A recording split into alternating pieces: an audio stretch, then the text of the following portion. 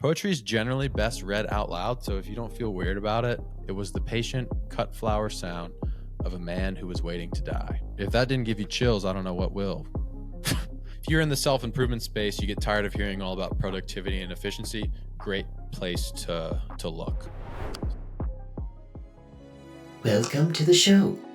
Thank you for taking part in this immersive listening experience. A meaningful existence is a moving target that, no matter how close, will always be out of reach. We hope this message finds you with an outstretched hand. As we attempt to uncover complex truths, remember, life's toughest questions can be answered if we all just focus on one thing: being good people.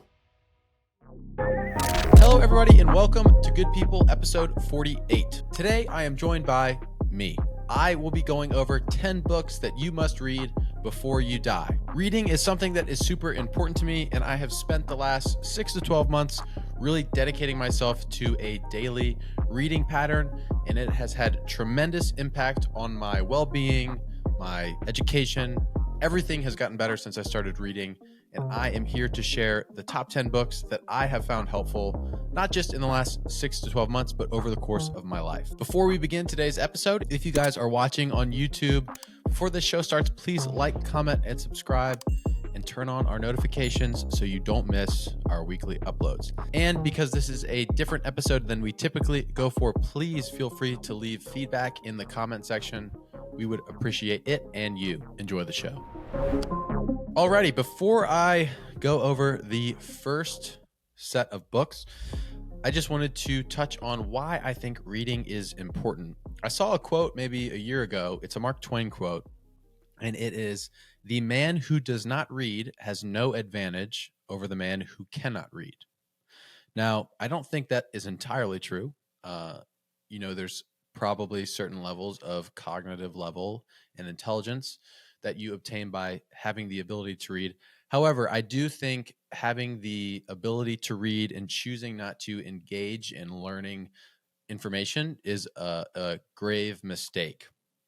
And maybe not necessarily reading. I'm not one of these people that says, audiobooks aren't reading. Whether it's audiobooks or podcasts, I think staying involved with your learning at a pretty consistent rate throughout your life is one of the things that leads to a good quality life. It certainly makes you a better person.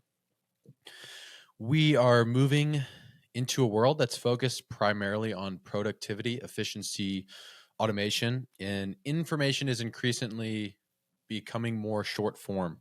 Our attention spans are suffering. I just talked to Dr. Phil Reed on the previous episode about all of the cognitive and memory and focus drawbacks that you get from high social media use, engaging with these short form things. So having patience and the ability to sit down and think through thoughts and focus solely on one task is becoming increasingly rare. The benefit of these are adaptive traits. So it's something that you can work on, whether it's being mindful on your drive to work, what you're listening to on the radio, or sitting down to read. Developing the skill of focus is extremely important, not just for productivity, because, we talked about it tons on the show. I don't care about that as much as well-being, being less anxious, feeling like you belong to something in this earth. Focus is a big part of that. Also, something that I've personally noticed since reading is our access to complex language use is not good. Right? With the movement towards digital dependence, there is a lack of understanding when it comes to learning new words, especially complex stuff. I've recently been getting into the concept of becoming a better speaker and orator, as you would try to be if you had a podcast. And something that I found fascinating is the model that we have two types of lexicon. So just think lexicon is like your own personal vocabulary. You have your basic lexicon, which is the words that you use every single day, like the words that are coming out of my mouth right now. And then you have a deep lexicon. And your deep lexicon are words that you recognize. Things like toil, avenge, glamorous, ingenuity, words that you know the meaning to, but perhaps you don't use them in your day-to-day life. Those are your deep lexicon. And becoming a better speaker is using your deep lexicon more frequently. And the reason why you'll become a better speaker is because I think everybody listening knows the difference between, if I were to use the word that person is beautiful or that person is glamorous, there's a subtle, nuanced difference between the use of those two words. And when you read a lot and when you get those words, you have better access to them. Your language becomes more beautiful. People will notice you start speaking well, and reading can give that to you. Again, I'm not just talking about learning information from nonfiction books. I think one of the biggest mistakes we've made in the recent time is the pullback away from fiction novels.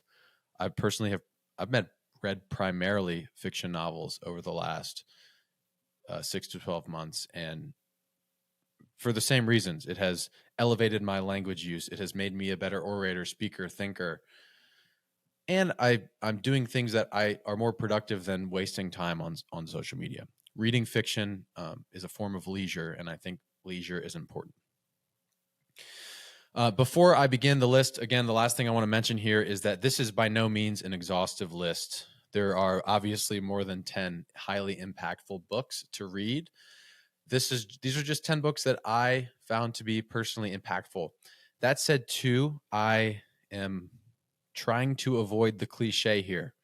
So while this list, some people might look at it like, wow, he's not even including this book, this book, or this book. That was on purpose. I want this to be a little bit different than the typical list of top 10 books that you're going to get elsewhere, right? And there are some of those things, classics and whatnot within this list. But for the most part, I wanted to try to provide something that perhaps you haven't heard or read of before. Without further ado, the first book, this is actually one of the most interesting ones, and I think this will provide value to people. A lot of people probably don't know about these books, but there is a collection of books, and this is published by HarperCollins. It's one of the bigger publishers in the United States. And every year they select a guest editor to pick 25-ish, maybe more, either essays or short stories, and they come out with this collection, the best American whatever. I always get the best American essays, so I have them up here on screen if you're watching on YouTube. Essay is basically the nonfiction version of a short story. It's a short, 10 to 15 page thing on an idea, right? There are other ones too. I have a short story, a best of, but it's not the best American. It's put out by a different publisher.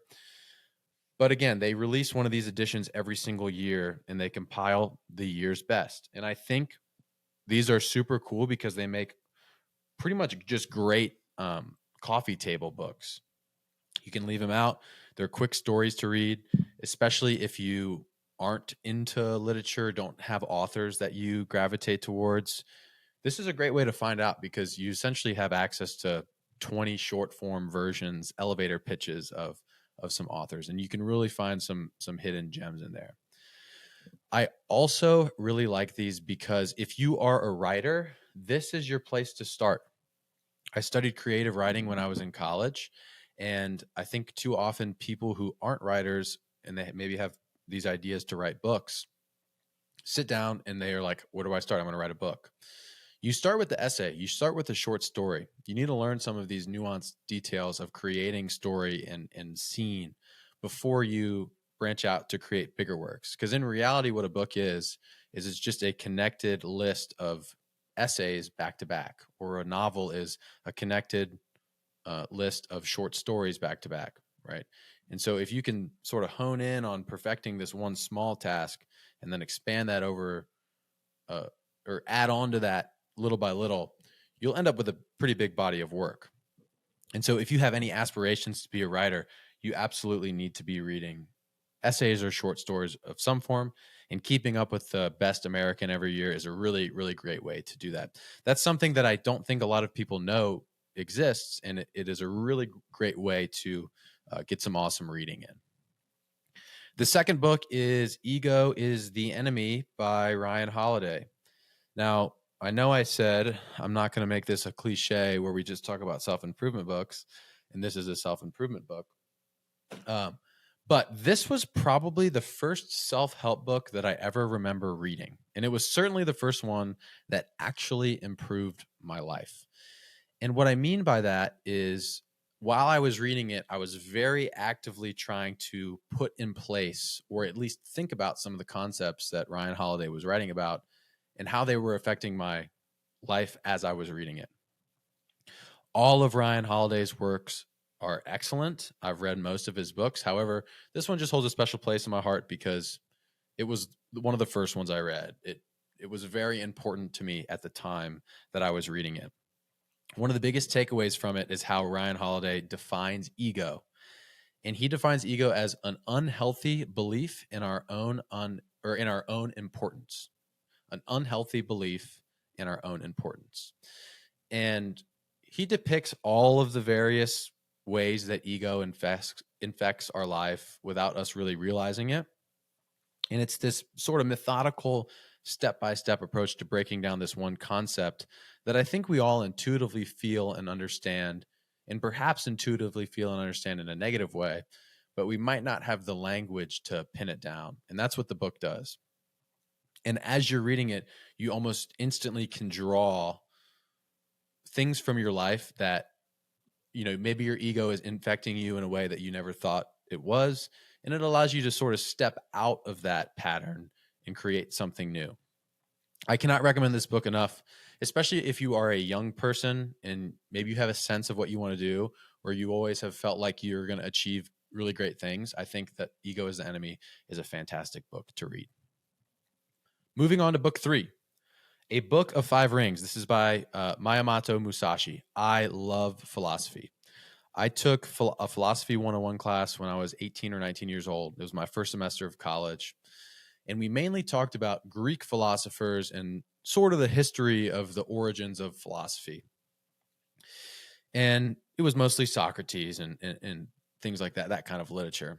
And I've always been into martial arts growing up, Eastern Asian culture. That philosophy has always drawn me in. And this is exactly what A Book of Five Rings is. Miyamoto Musashi, he was a 17th century samurai who beat over 60 some plus men in duels throughout his life. And this work depicts, it's a no nonsense approach to learning martial arts, learning the art of swordplay. And it clearly discusses a lot of the principles he used when learning martial arts and training. And it's very clear that he states that it's pretty much the cliche of how you do anything is how you do everything, right? The same principles that apply to learning martial arts and becoming a world-class storied fighter also apply to things like art. And he didn't use the term business, but in today's world, business and work and things like that. Lots of business people talk about this book.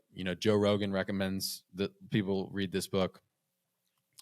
And this is one of those that some books you enjoy reading when you're reading a fiction book and you're really drawn into the story. And some books you enjoy having read. And this is one of those books that you will enjoy having read.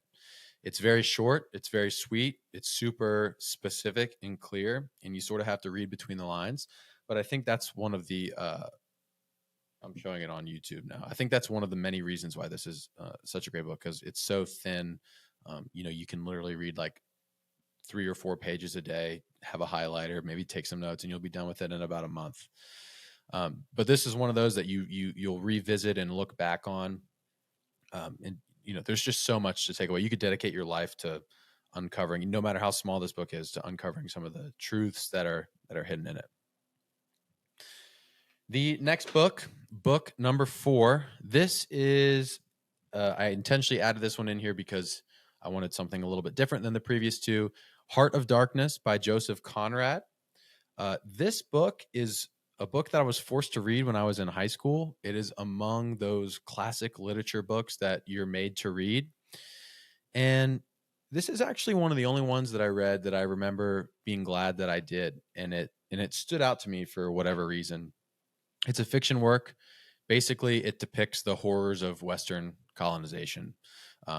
It's a story of a man traveling up a river in Africa, and it's a as he gets deeper into the heart of darkness, the heart of Africa, he also gets deeper into the human psyche and consciousness, and it sort of explores that a little bit. I do think if you are a reader, it is good to visit some of the classic books. To Kill a Mockingbird, 1984, Heart of Darkness is another one of these. And although cliche, I feel like I'm the epitome of this, where I'll read a classic book and I'm like, this thing kind of sucked. It wasn't exciting. What does everybody rave about it? It is good to visit some of these classic books to get a taste of what they're like. Especially some cool things like, again, Heart of Darkness explores a very deep, dark part of the human consciousness, and that is a timeless thing that no matter when or what it's written about, uh, we'll always be able to relate to it in some capacity. Book number 5. Book number 5 for me is Green Lights by Matthew McConaughey. This book is on this list because I read it last year and I admittedly went into it with very low expectations. I thought it would be another Hollywood celebrity turned author type book, money grab, poor writing, worse life lessons. But I was actually very, very surprised. Again, to touch on the creative writing aspect that I come from, I studied poetry. I studied creative nonfiction, like essays that I was talking about earlier. And this book is like an amalgamation of all of those things. Matthew McConaughey kept a journal for like 30 years from his early 20s throughout his entire career. And this book sort of compiles all of the lessons he learned. There's some journal entries, screen grabs from his actual journals, pictures, lessons, stories, and it's all put together to come up with this work of things that he's learned along the way. And I also really admire lessons and rules that perhaps are a little bit uncommon, things that aren't so obviously stated and things that are sort of have this poetic twist. And Matthew McConaughey does that really well in this book. I love creative nonfiction. I love reading creative nonfiction, whether it's a memoir or a nonfiction book that reads like a fiction book. And that's what this book is. It's a little bit less of the stories, from his specific perspective, but it is very poetic and creative, and I really appreciated that about it. The 6th book, I don't actually have a copy of this one. I should order one though, just to say I have it. But it's another classic, Fahrenheit 451 by Ray Bradbury. Again, another classic that made this list. This was another book that I read when I was young that I actually enjoyed, even though I kind of went into it with lower expectations. I'm a sucker for sci-fi books. Fahrenheit 451 is this dystopian future where books are outlawed. The main character is a fireman, and in their day and age, firemen go around and they burn books. And so it's a really quick read, super short, sweet, straight to the point story. But I think it's cool to explore that idea of what happens when you outlaw books, painting narratives, limiting certain kinds of beliefs and thoughts and actions. It's a pertinent topic. I think it's one that sometimes we'll see in the media, and so just exploring that in a cool story is a good way to think about it. Book number 7 for me is the copy that I have right here is called Japanese Death Poems. This one is written by Yoel Hoffman, and it's basically just writing by Zen monks, haiku poems, but all of the poems and the authors who wrote in here were basically on the verge of death before they wrote the work in here. This was a recommendation by one of my clients, and I love poetry. I like exploring poetry.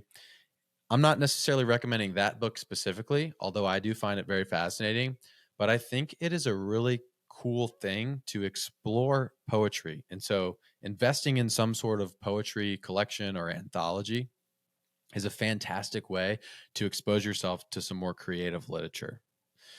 I think all readers should read poetry at some level.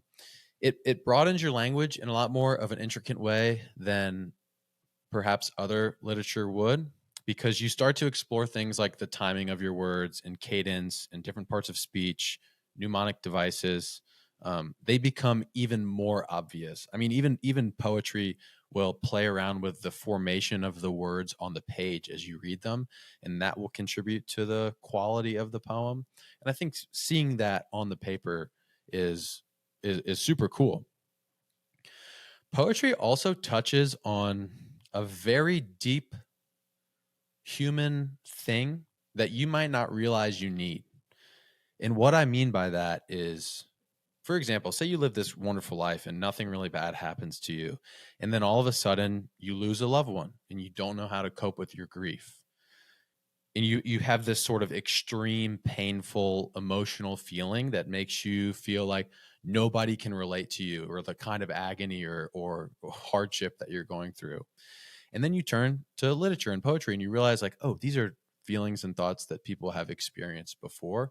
And they're putting it in a way rather, that I never could have, or they're using language to describe something that I've never felt before. And it becomes a sort of sustenance for that. Love is another good example. If you have a romantic partner that you're in love with and you just can't possibly describe your feelings of love for them, but you have it, you know what it feels like, but you just can't put it to words. Poetry is a means to do that, right? Putting pen to paper in a creative way um, expresses those emotions in a more thorough way. One piece of advice for those that are going to maybe explore poetry after having listened to this: poetry is generally best read out loud. So if you don't feel weird about it, opening the page and reading the poetry at a slow cadence out loud, you'll be able to hear some of those extra details that I was talking about earlier. The next two books are fiction works. I wanted to make sure I included some more modern fiction in here. The first one is The Name of the Wind by Patrick Rothfuss. Okay, I'll say this. This is book number 1 of the King Killer Chronicles. There's 3 books. It's supposed to be a trilogy. This one came out in like 2007, and then The Wise Man's Sphere came out in 2013, I think. But either way, the third book is not out yet. It's kind of controversial. And when I started reading this book, I just heard that it was an excellent work of fantasy, and that, be warned, you're going to fall in love with these characters and things, and you're not going to be able to satisfy that because the third book's not out yet.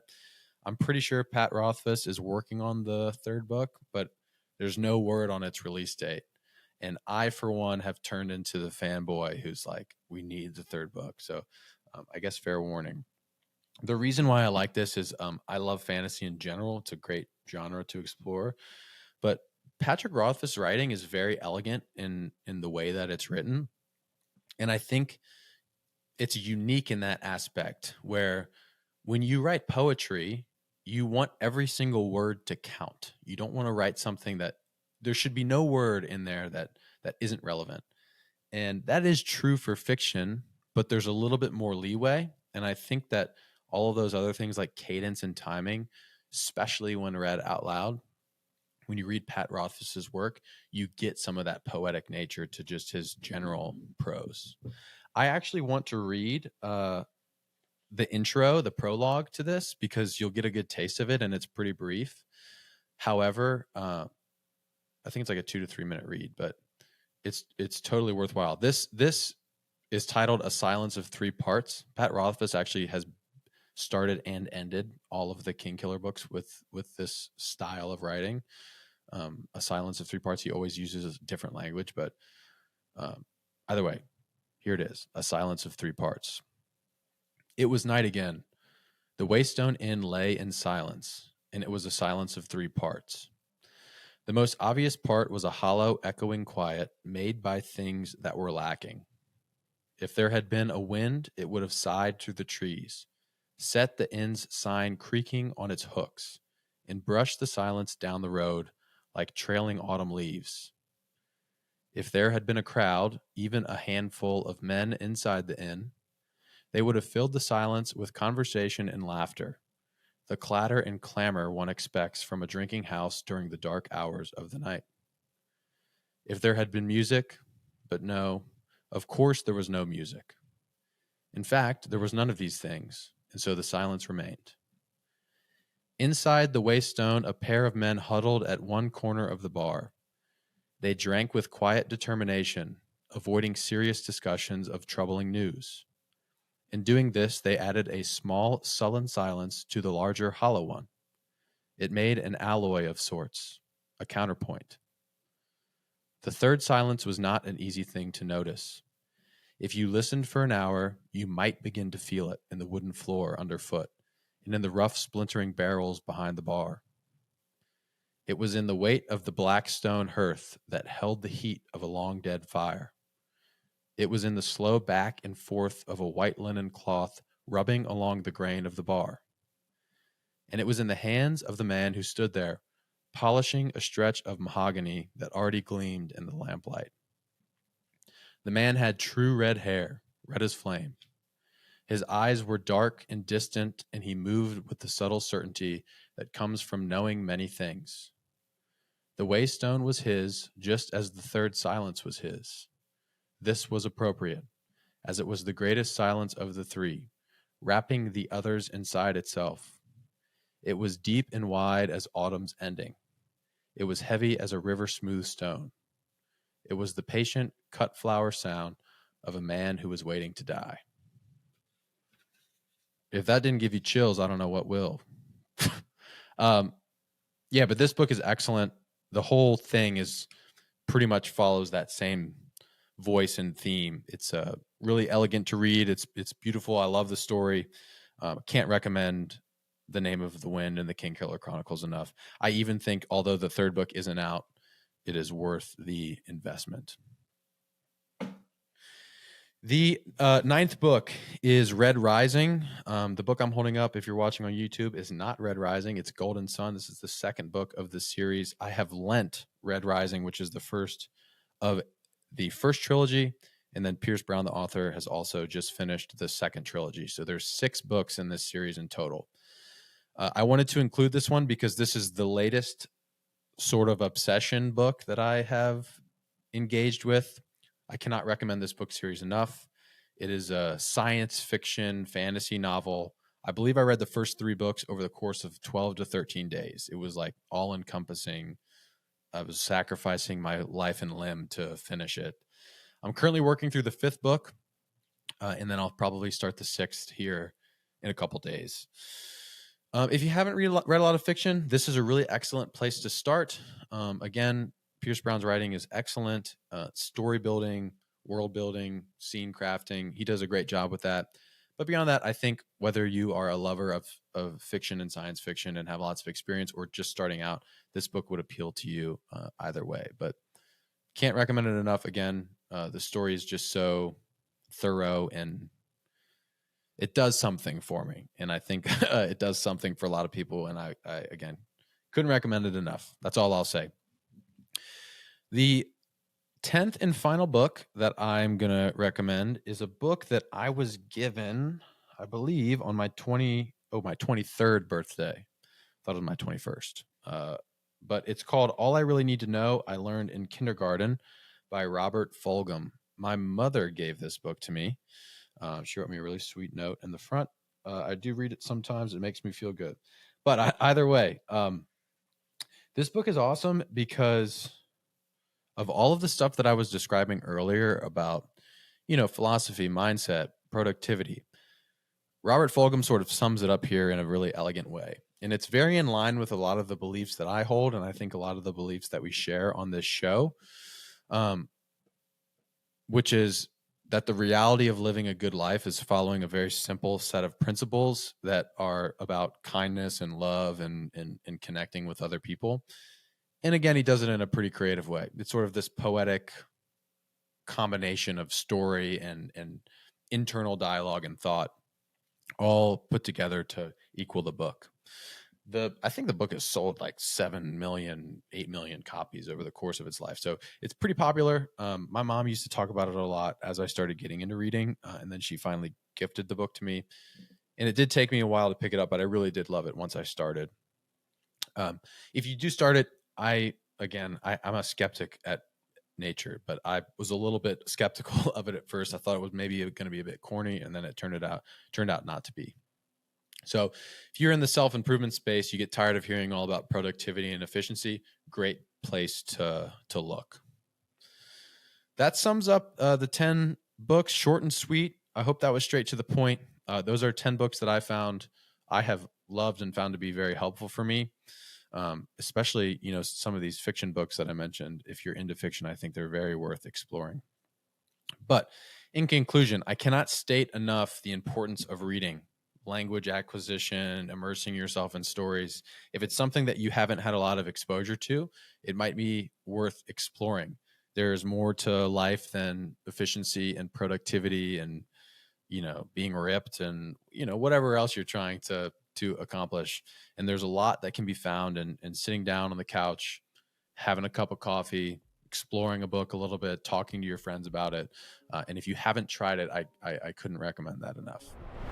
Thank you guys so much for listening to this week's episode of Good People. If you enjoyed this episode, seeing as it's a relatively new format, please let us know what you think either in the comments on YouTube or you can leave us some feedback on Spotify or Apple Podcasts. Before you head out today, if you guys are watching on YouTube, please like, comment, and subscribe and turn on our notifications so you don't miss our weekly uploads. And if while you were listening, you enjoyed, please share this episode with someone you love, perhaps your grandma.